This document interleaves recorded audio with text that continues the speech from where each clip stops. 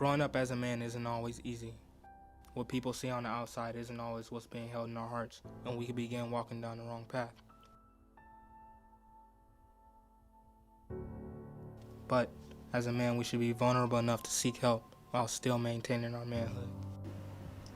It's nothing to it but to do it. Coming up this Monday at 7 p.m.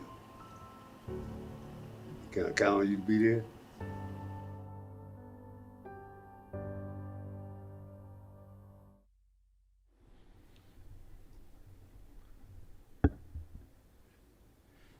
Gentlemen, welcome back to our third Monday edition Man Cave here at Mount Calvary. I'm Chuck Baker, the host. If you please could introduce yourselves, tell us a little bit about who you are. All right, I guess I'll start with this. My name is Leakim Warren. You call me Lee for short. It's a lot easier for a lot of people like that. But 29-year-old young man. I'm a soccer coach. I'm a videographer. I'm a photographer. I'm actually part of the Mount Calvary media team here as well. So, give you a little bit about me right there. Just a little bit. Awesome. Appreciate it. Yes, sir. I'm Fred Diggs, also a member of Mount Calvary, about 40-something years.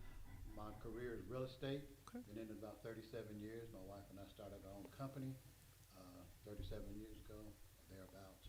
Awesome. And now we're still in real estate. Awesome sauce. Yes, sir. My name is Jonathan Kane. I'm currently a State Farm agent, also a member here at Mount Calvary. I would also have a mentoring organization called Future Stars Today that we've been doing for about 10 years now.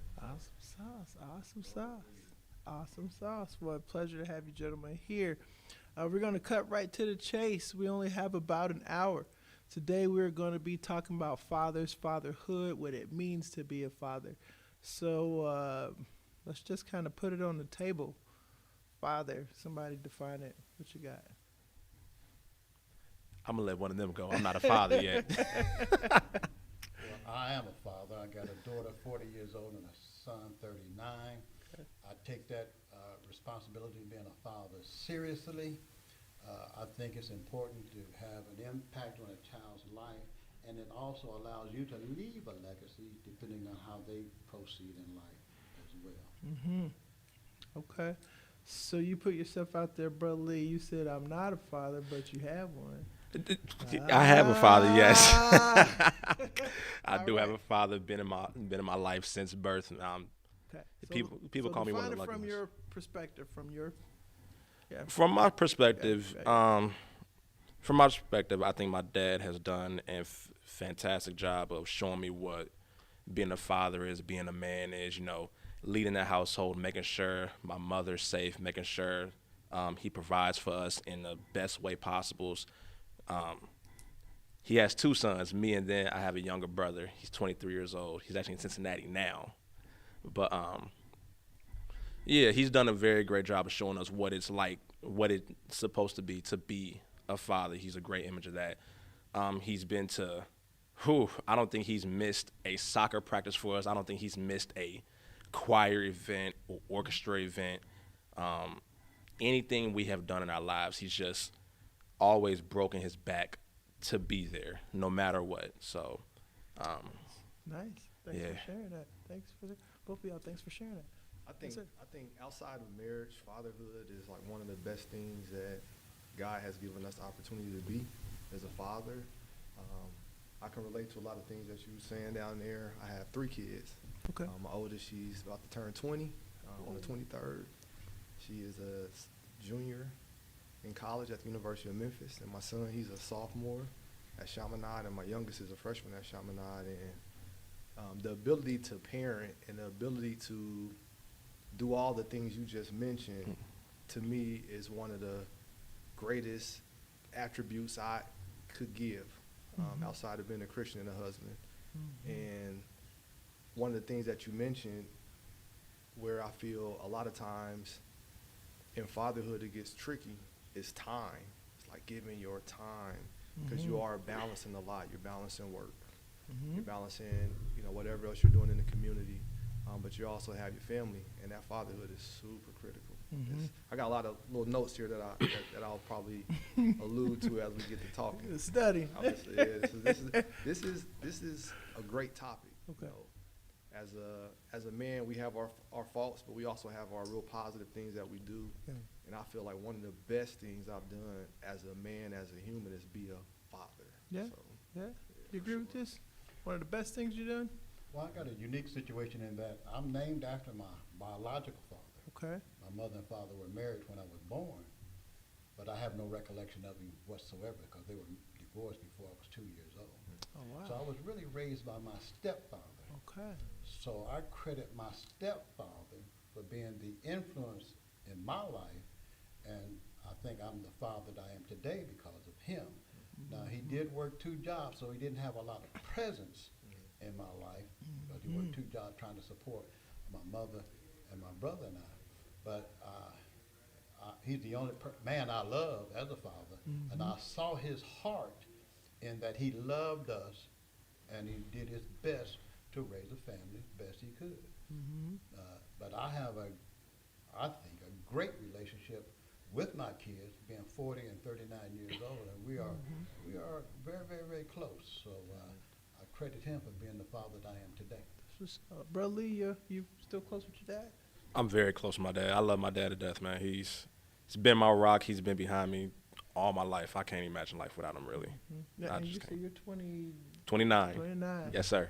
All right. So how much time do you guys get to hang out now? We still try to hang out a lot, whether it's, whether I'm on the road doing what I do for work, come back, I can sit in the chair with him, talk to him for hours. He comes, jokes with me, messes with me in my room and everything. He, when I have soccer games, sometimes, he will come out every now and then when he's able to come out, support me, watch me play. Even though it's not as serious as it once was for me, he still just likes to be around. He just loves to be around. And I love to have him around, too. So. When you're my age and your kids enjoy being with you, that's a blessing. That's a real blessing. It's one of the things I cherish the most in my life, just having them around, them calling me, just being together with them. That's what's up. You say your oldest is 20. yeah, oldest is about to turn 10, 20. 10 years, 9 years from now, y'all still gonna be kicking it? What's the plan there? Absolutely, What's the absolutely. plan? My plan is to, be that forever dad. Yeah. And show my kids love from the time they were born up until the time I leave this earth. Okay. And I think what you said, Mr. Diggs, is something that is super crucial, is love and being able to express and show your love and not just say it, but show it. Because coming up, my dad kind of raised me tough. And he didn't use the word love with me. I didn't get that, and I yearned for it. I didn't really get it, but I yearned for it. So now I make for sure my kids know that I love them. And then even my dad and I, now we say, hey, I love you, Dad. I love you, son. So, yeah. Everybody shaking their head. Yeah.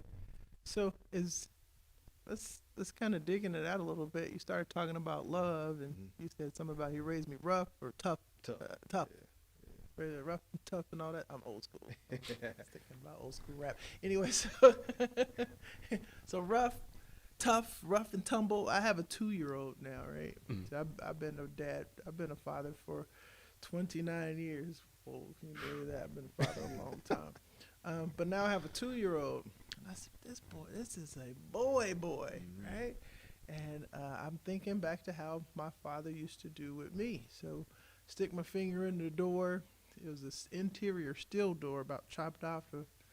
I still have the scars from when I was 7. And I'm 49, so this is 42 years ago, right? Or whatever. I still have the scars. And you would think I would get stitches and whatnot. Washed it off and taped it up. You all right, going to school. Going to school. The kindergarten class is waiting on you, that sort of stuff.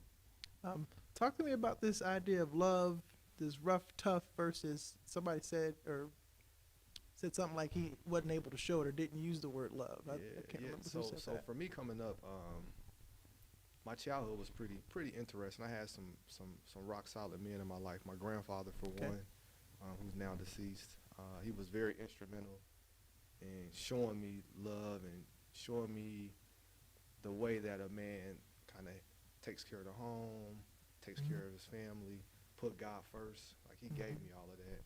My mom and dad divorced when I was, I think, 7. And so my dad was always there, but he just wasn't ready to be that dad. So my relationship really was with my grandmother, his mom. Okay. Because he would get me and we would do certain things, but then he would take me to my grandmother's house. Spring forward, some years later, my grandmother told me, hey, I told him to bring you to me because he wasn't ready. Okay. But as I got older and got into high school, I moved with my dad, and that's when our relationship really started to kind of build a lot more than what it was when I was younger. But when I say tough, he raised me not to cry, not to show really any emotion. And he did that with his words in a sense, but he also modeled that. So that's kind of what I saw as a young man coming up. So I had this perspective of my grandfather, like, okay, my granddad is a lot different than my dad. And I love my granddad, but I was with my dad a little bit more often, especially as I got older. So I took on some of those behaviors. Yep. But also as I got older, I did want a family, and I think having him raise me and teach me some of the things he taught me made me want to be opposite of what I got when I had my own kids. And so when I had my daughter, I think I was 24 when she was born. I wanted to do things a lot different. And I wanted to make for sure my kids knew that it's okay to have and to feel the love of a dad. It's okay to show your emotions. When I had my son, I made a vow to myself that I'm going to make for sure that he understands that, yes, I want you're going to be rough and tough, but you're also going to be able to express yourself and articulate and show your emotions, because there's nothing wrong with that. So just trying to change the narrative a little bit in regards to how I was raised. Either one of you guys have a similar or sort of experience with this love and emotion and this sort of stuff? I'll speak on that for a second, because where you might have came up with a little more tough love, it wasn't like that for me. It wasn't tough love. My dad, he allowed me to be very expressive, whereas your dad was teaching you not to cry and everything. My dad was like, look, it's okay. You can come to me, hug me, kiss me, whatever you need to do. And like you said, you wanted to be the opposite of your dad. My dad was the same way, not to put his business out there, nothing like that. But my dad was the same way. He didn't want to be like his dad. But with me, I want to be like my dad, really. I want to be like him. He showed me what it means to be a good father, to be a good man. So he's my biggest role model. I look up to him to be kind of like him, to be able to protect the family, take care of the family. And when I do have kids, because I do plan on having kids one day. Okay. I do plan on being an actual father. But when I am that father, I do want to be like that with my kids. I want them to be expressive. I want them to be open to me. I don't want them to feel like, oh, dad's being rough and tough with me. Not saying that's a bad thing at all, but I don't want them to say, yeah, dad's being rough and tough with me. Dad, he's angry, he's mean, but he knows he loves me. I want them to say, my dad loves me, and my dad actually shows me that he loves me. Brother Dix, you come from a little bit of a different era. Can you speak to us on that? Maybe a little bit about this idea behind rough and tough. What is why is that? Why would a father do that and say, okay, toughen up, don't cry, don't show emotion? In all honesty, my father did not raise me with tough love Okay. at all. He was a softy when it came to kids. Okay. We knew that. Okay. Okay. Okay. Even though he worked 2 jobs, he was rarely home. When he was home, he was a softy. Now, I don't recall my stepfather knowing his father, so I don't remember a grandfather on his side. Okay. And my mother's father was tough, but he died when I was a very young person. Okay. So I don't have that experience. But my stepfather, and I say my stepfather, but I mean my father. Your yeah, I got you. Yes, sir. He was a softy when it came to kids. So I didn't have that tough love experience. But what I remember the most about my father, he just allowed me to be a man at an early age. He just respected I was a good student in high school, and they just gave me a lot of respect. I ran with it, basically, and I was fortunate enough not to get in trouble or anything like that. But he respected that. He was uneducated, but he was from the South. worked 2 jobs, just a hard-working person.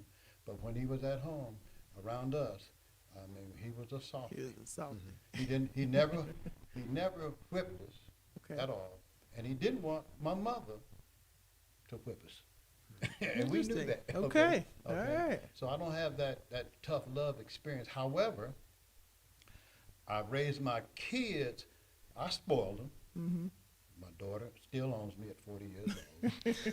My son, when he got to a certain age, he might have felt his oats, but I addressed that and nipped it in the bud right now. Pretty quick. And so we never had any trouble. Okay. And I remember taking my son to a football game in Cleveland when he was about 8 years old. And after the game, he said, "Now, Daddy, don't come to a football game without me." And at 40 years old, if I go to a football game now, he's going. Yeah. Yeah. Because That's he cool. wants to go. So we Right. just kick it and just have a great time. Wow. That's And awesome. my daughter, like I said, I'm embarrassed to say, she owned me then, Yeah. and she owns me now. It's all and right. everybody knows it. It's all right. It's all right, man.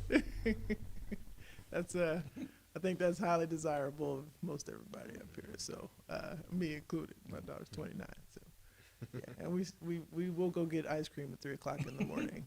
Well, maybe not as much now since she's married to the guy that's produced. Sorry, Devin. So Well, my daughter got 3 grandkids. 3 kids. I got 3 Yeah. grandkids. They're 6, 4, and 2. okay, And I'll drive down there to babysit. that's awesome. That's awesome.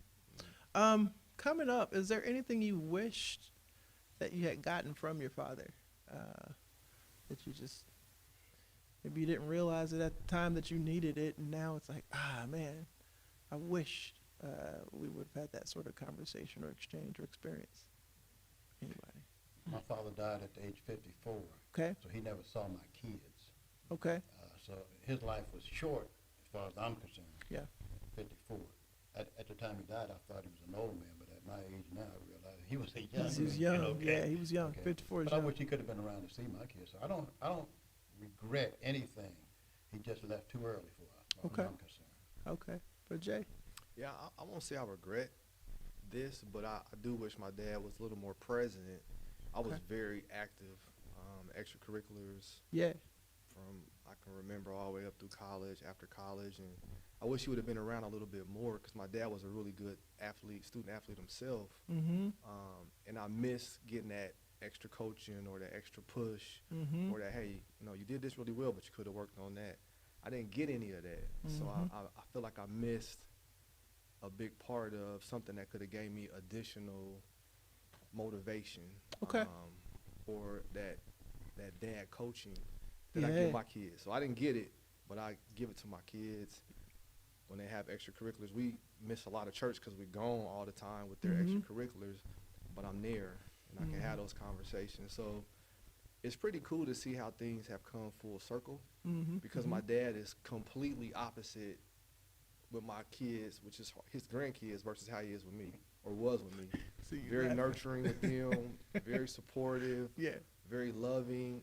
And I think that came from him just seeing how I was as a dad Mm-hmm. and seeing some of the things that he didn't have opportunity to do with me that I do with them. Mm-hmm. And it's really cool because now, there's been times where he's traveled with us to go to my kids' events and go out of Mhm. town. So it's actually been pretty cool to see how things have come full circle. And he and our relationship now is Even unbelievable. tighter, I was talking yeah. to him today. I'm going to be with him tomorrow. So, That's awesome. yeah. That's awesome. I honestly don't have anything bad to say about my dad at all. I don't Not regret. bad. I don't want to. I want to categorize. No, it as ain't bad. nothing Okay. bad. It's just I don't have bad. I don't have anything crazy to say about my dad. My dad has been there for me all my life, Awesome. so it's Awesome. kind of hard for me to pinpoint things that I wish he could have done or anything like that because he kind of done it. Mm-hmm. I mean, if there was any mistakes being made between mine and his relationship, it was definitely on me, being young and dumb, doing some of the stupid stuff I did. But now, I can We say all that. did. I can say now. I can say that We now all that I'm did. older and I can actually be like, I was stupid then. And my dad tried to tell me I should have listened, but I don't have anything crazy enough Yeah. like that to say about him. Well, at all. actually, all of you guys gave the same answer. I don't know if you realize that or not. Somebody was gone too soon, time, and I wish he would have time. And actually, my dad has always been there for time. Y'all gave the same answer of time. So it sounds like time is that the key ingredient to being I would say yes, because you can buy your kids everything under the world and be absent and not be present. And at some point in time, that materialistic stuff runs out, and the time is what matters. Time is what matters in my mind. Man, you shaking your head, bro, Diggs. I like to make a comment. Okay. Before my kids were born, Mount Calvary had a ministry. I remember Sister Ruby Akins and trying to think who else. They came by our house when we were a young couple. My wife and I were a young couple, to tell us about the responsibilities of being a parent. Raise a child in the fear of the Lord, and they will not depart from it and all that stuff. We didn't have a lot of influences that today's generation may have. There was no internet. The music, if you listen to music back in my day, it was because we bought a record and they listened to the record. Yes, sir. Nowadays, you get your source of music all over the place, the internet, and some of the influences you deal with nowadays as a parent, we didn't have to deal with. So that's a challenge. But I think it's important that you really, really, really bring them up in church early. My kids were brought up, I think, in church early. And with even these outside influences, they don't go too far away from their upbringing. Okay. Yeah, that influence thing is. It's critical. And you don't send them to church, you take them to church. And then they have to see the Spirit of the Lord in you when you're not in church. And I think that helped my kids tremendously dealing with drugs and alcohol and all of these other outside influences. One of the comments I'm most proud of, people would ask my daughter when she was 30 years old, how many kids do you have? And her response was real quick, I'm not married yet. I appreciated that, okay? She just didn't live that lifestyle that, Yeah. So I appreciated that. Yeah. And then when she got married, she had kids. Yeah. And my son doesn't have any kids. And you attribute that to the amount of time that she spent and the with upbringing. you? And the upbringing. Sure. And if you're going to have them, be responsible for them. I got you. Okay? That's good. Shaking your head. Yes, sir. I mean, like I said, I'm not a father yet, but what I will say, at least with my experience, even though I'm not a father, I would like to call myself a father figure. Oh, what you got? So, I don't have kids, but I'm a father figure. Father figure, role model. Okay. I try to be a positive male role model to all the people that I deal with, especially when it comes to the teenagers I coach, some of the kids that I coach through soccer. They do look up to me. Some of them even joke around and do call me dad sometimes, which I'm like, I'm not your dad, but chill out, y'all. But just even though they're just joking, that still makes me feel good. That still makes me feel like I'm doing something right. They're able to come to me, talk to me about anything. But they're able to come talk to me. They're able to come tell me about some of the personal things in their life, and they're able to trust me enough to be like, Coach Lee, what do you think about this? I'm going through this in my life. Can I call you privately after soccer practice or anything like that? And with me talking to some of these kids, like you said, your parents you put your children in church early and everything, and how as fathers you guys are present in your children's lives. Dealing with some of these kids that I deal with, and I hear about their fathers not really being in their lives. And I'm watching how they act on the soccer field. I'm watching them even outside of the soccer field, the stuff that I hear, the stuff that I see myself. I'm like, and it sucks to say, but you can kind of tell who has had their father, whose father has been present in their life, and whose father has not been present by the way they've been acting. Okay. And it's kind of and I want to say it's kind of like they're acting out because they haven't had that father in their life. So they look to me as their father figure. Okay. So So now we're talking about behaviors, and we talked about influence. Now we're talking about behaviors and influence based in time. So, considering the society that we are living in right now, and considering these definitions and ideas about fathers, what's happening in our world with regard to fathers? I think a lot has changed. You don't have a lot of men that attend church or have that base or that foundation, and that has, I think, a lot to do with it. But I want to kind of jump back to what you were saying down there. I think when they call you dad, that's like an ultimate respect. It is.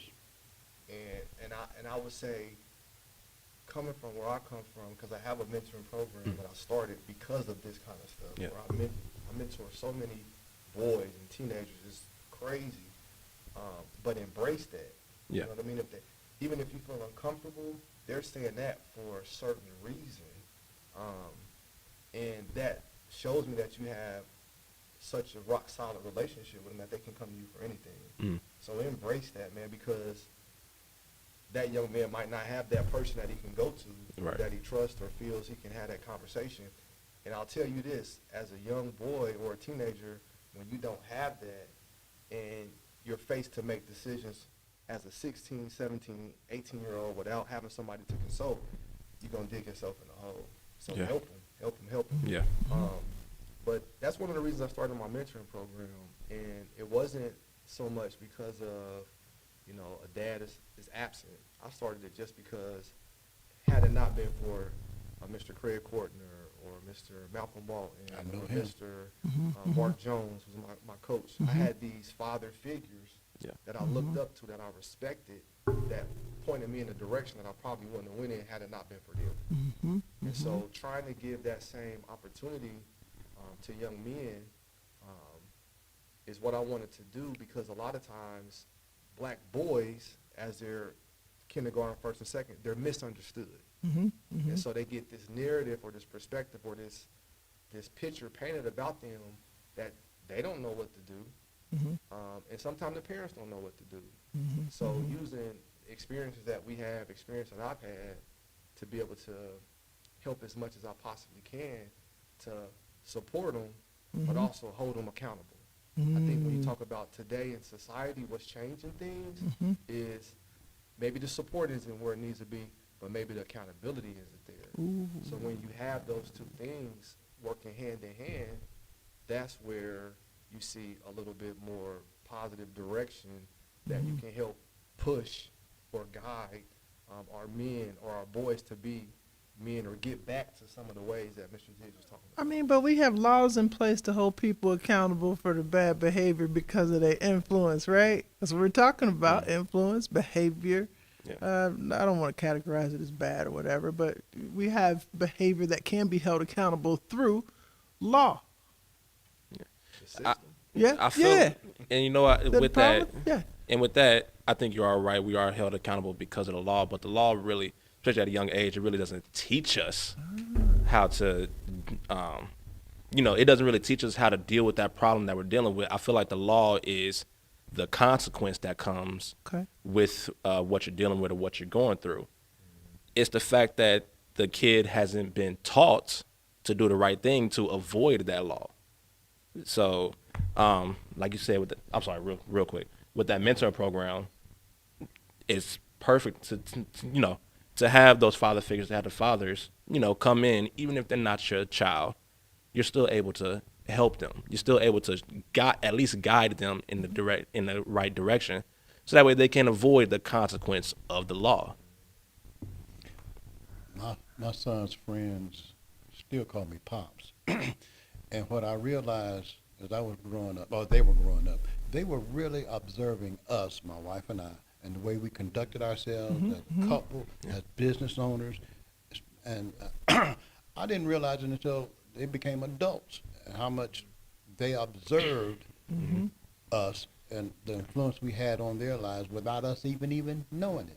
Okay, and as they ventured out and got into business, we've had many conversations on the directions, advice. I really appreciated the fact that they observed and they asked about. So you're just not aware of the how people are looking at you. You got to be aware of that all the time. Yeah. I come from a generation of, from my family perspective, of divorce. My dad and my grandmother, they divorced. My dad and my mom, they divorced, you know, and so having, to your point, seeing a family, like a family unit, a family dynamic from some of my friends or some of the people that brought me into their inner circle, I wanted that. Where before I didn't want it because it hurt me. But seeing it was like, man, I want that. I want a wife and I want a family and I want kids. So so as a male species, we always are paying attention, even when you think we're not paying attention. Very My son is observant. in real estate now because of, and his friends are wise real estate investors because of the influence we've had. So. Yeah, that's cool, man. That's really cool. I heard the other word that I'm over here doing little tick marks, by the way, if you see me grab my pen. So some of the things that you guys are saying, I've heard safe a few times, provide, guidance. I heard that 3 or 4 times, just in a few different ways. Sounds like really guidance, this teaching element. Are you able to be a father and not a teacher? I think they go hand in hand. Go hand in hand? Yeah. Why so? Yeah, why so? Why? Why is that?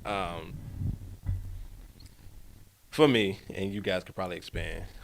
For me, you know, being a father, being a mentor, it goes hand in hand because, like I said earlier, a lot of these kids that I deal with don't have that father. They don't have that father figure in their life whatsoever. So, you know, it's kind of it's indirectly thrown on me to kind of show the boys, you know, what's right, what's not right.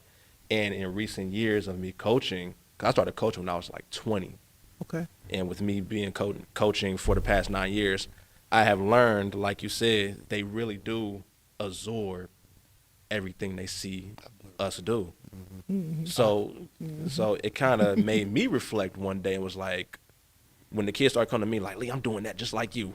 And some of the stuff, I'm not perfect whatsoever. And they tell me they doing some of the same things I do, whether it's how I move about life, whether it's with some of the women I deal with, I've not been perfect. And when they tell me they've done some of the things that I've done, I had to kind of reflect at myself like, oh,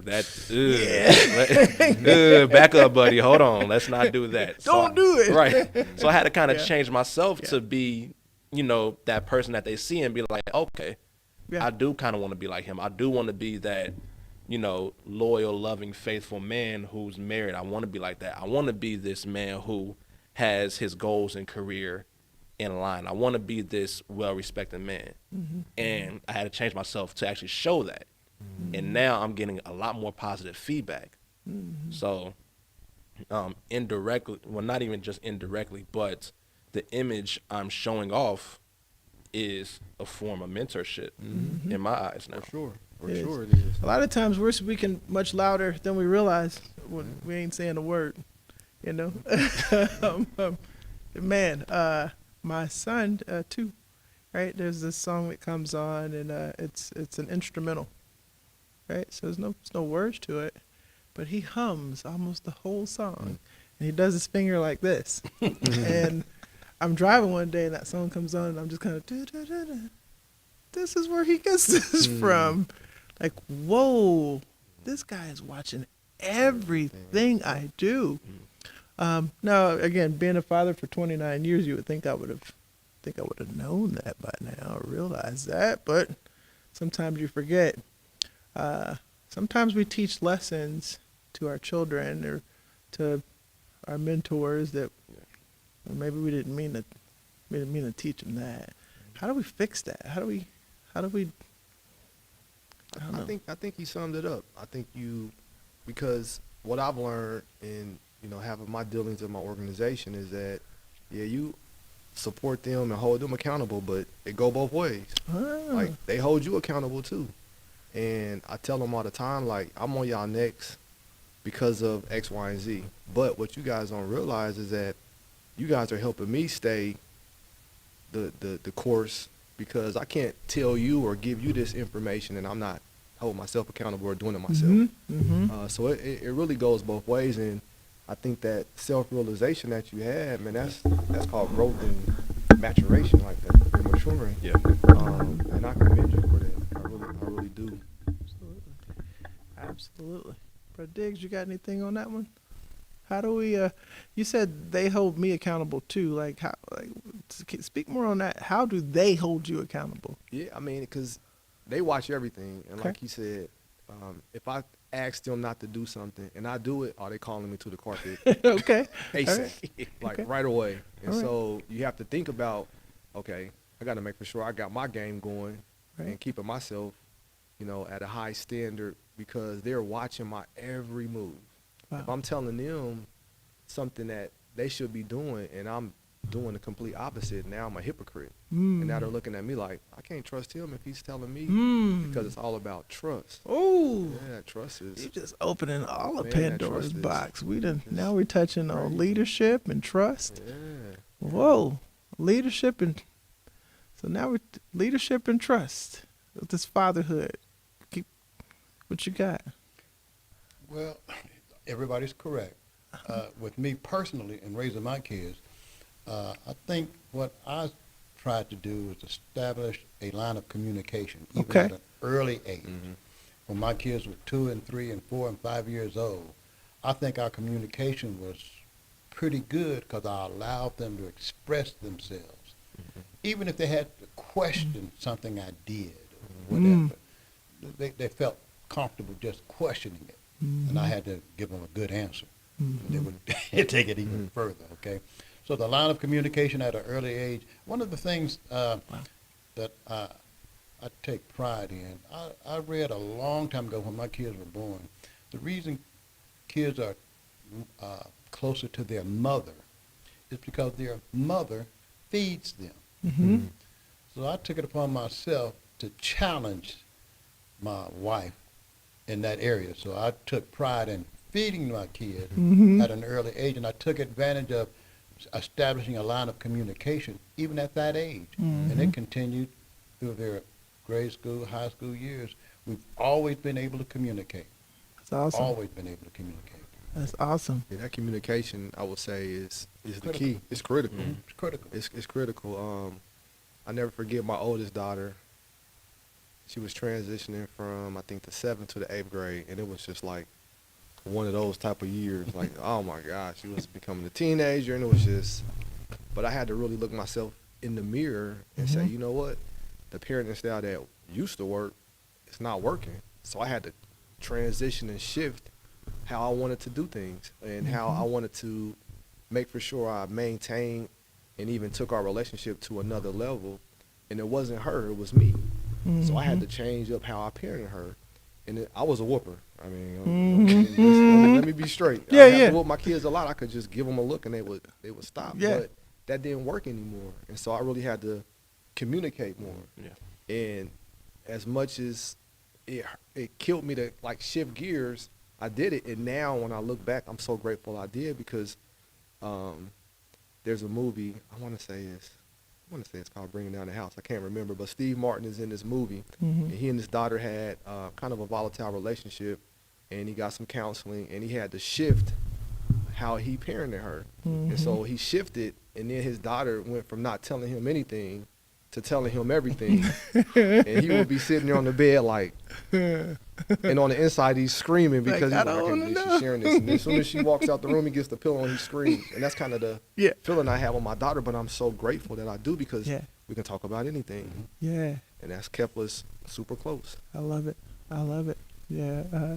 Them holding you accountable is really, really cool. And it's definitely, while it's helping their development, to you, everybody's point, helping yours as well.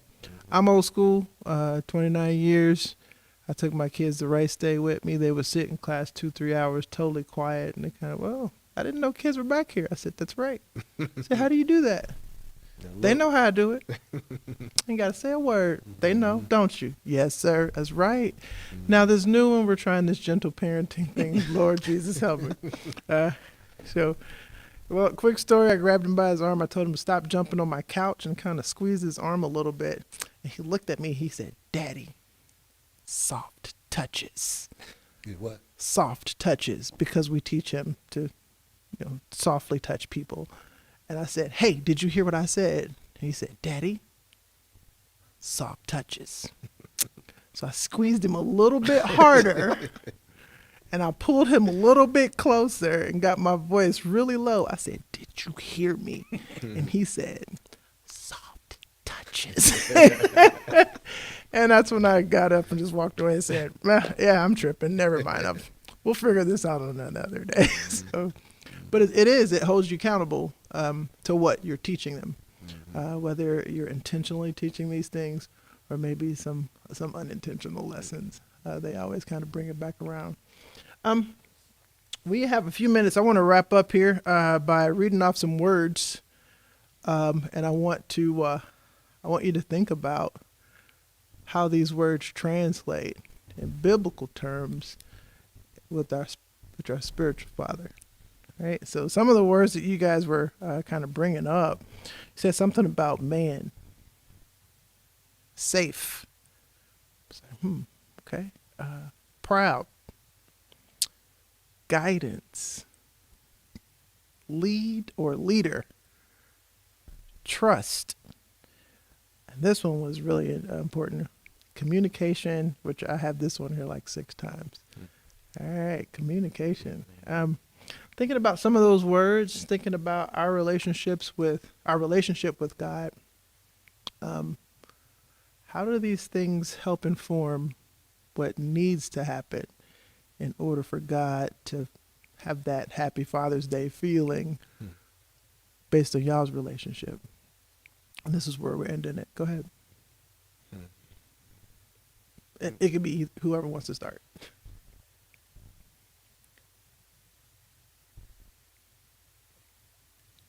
I'll say for me, I've had to. There's been nights where I had to just lay down, pray real quick, think about some of the things that I've been doing that influences some of the boys, men, and even some girls too, some young women too. I had to ask, like, man, am I doing things right? Even though I'm not a dad, they're looking up to me like I'm a dad. They're looking up to me to kind of lead them and guide them in the right direction because I'm older than them. And for some people, I'm younger than them, and they still look up to me. I have some older guys that look up to me as well. So it's like, it feels like sometimes it could be a lot of pressure to be this, not just a perfect role model, but just a good one.